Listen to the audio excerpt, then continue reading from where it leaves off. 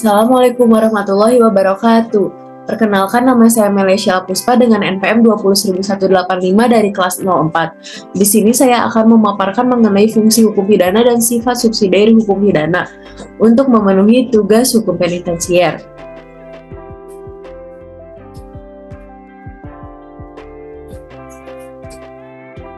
Di mana pembahasan pokoknya yaitu fungsi hukum pidana dan sifat subsidiar hukum pidana. Sebelum ke pembahasan pokok, saya akan memaparkan mengenai hukum pidana. Hukum pidana adalah kumpulan peraturan yang mengatur mengenai pelanggaran dan kejahatan terhadap kepentingan umum yang diatur di dalam perundang-undangan yang diancam dengan sanksi pidana. Di mana fungsi hukum pidana terbagi menjadi dua, yaitu fungsi umum hukum pidana dan fungsi khusus hukum pidana.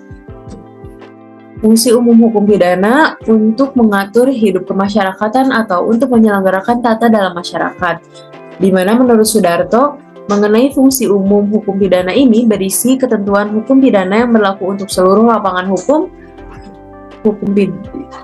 pidana, ya baik yang di dalam KUHP maupun yang di luar, kecuali yang ditentukan lain. Fungsi khusus hukum pidana untuk melindungi kepentingan hukum terhadap perbuatan yang merugikan dengan sanksi berupa pidana yang bersifat memaksa dan mengikat. Dapat dikatakan bahwa hukum pidana memberi aturan-aturannya untuk menanggulangi perbuatan jahat, di mana kepentingan hukum yang dimaksud yaitu melindungi nyawa manusia, badan atau tubuh manusia, kehormatan seseorang, kemerdekaan, dan harta benda. Selanjutnya adalah sifat subsidiar hukum pidana. Sebagai alat sosial kontrol, fungsi hukum pidana adalah subsidiar, yang berarti bahwa hukum pidana hendaknya baru dipergunakan apabila usaha-usaha lain kurang memadai. Kata subsidiar merujuk pada pengganti, dan menurut KBBI, subsidiar adalah pengganti apabila hal pokok tidak terjadi.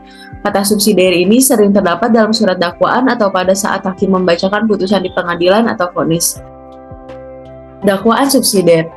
Dakwaan subsidiar merupakan dakwaan yang terdiri dari beberapa lapisan, di mana lapisan tersebut disusun dimulai dari tindak pidana yang ancamannya paling tinggi sampai yang paling ringan. Tujuannya lapisan yang satu berfungsi sebagai pengganti lapisan lainnya, sehingga dakwaan subsidiar adalah dakwaan pengganti sebagai pilihan apabila dakwaan primer tidak terbukti. Pembuktian dalam dakwaan subsidiar ini harus dilakukan secara berurutan dari bagian lapisan yang paling atas hingga yang paling ringan.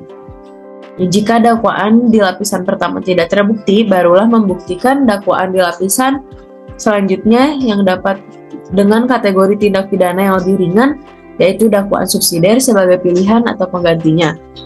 Contoh dakwaan subsidiar yaitu dakwaan primer, pembunuhan berencana dengan pasal 340 KUHP, dan dakwaan subsidiarnya yaitu pembunuhan dengan pasal 338 KUHP. Subsidiar pada saat hakim membacakan putusan di pengadilan atau vonis. Subsidiar dalam putusan hakim bisa diartikan sebagai hukuman lain atau pengganti yang diberikan jika hukuman pertama tidak bisa dipenuhi oleh terpidana. Contohnya, terpidana dijatuhi vonis denda 500 juta, subsidiar 6 bulan, pidana kurungan. Artinya terpidana dapat dijatuhi hukuman pidana kurungan sebagai pengganti subsidiar dari pidana denda apabila ia tidak mampu membayar denda tersebut. Sekian dari saya, mohon maaf apabila ada kekurangan. Terima kasih. Wassalamualaikum warahmatullahi wabarakatuh.